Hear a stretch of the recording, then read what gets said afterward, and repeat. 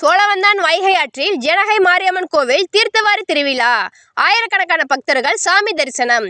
மதுரை மாவட்டம் சோழவந்தான் ஜனகை மாரியம்மன் கோவில் வைகாசி பெருந்திருவிழாவில் 17வது நாள் திருவிழாவாக அம்மனுக்கு வைகை ஆற்றில் தீர்த்தவாரி உற்சவம் நடந்தது.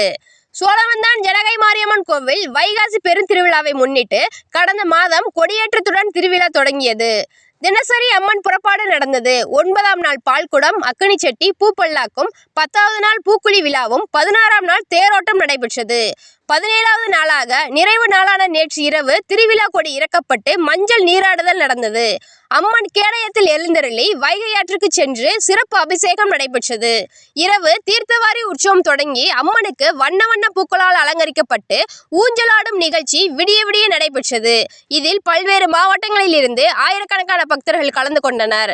இந்நிலையில் இன்று அதிகாலை மணியளவில் வைகை ஆற்றிலிருந்து அம்மன் ரிஷப வாகனத்தில் எழுந்தருளி 4 ரத வீதியில் பவனி வந்து கோவிலை வந்தடைந்தார். இதில் ஏராளமான பக்தர்கள் சாமி தரிசனம் செய்தனர்.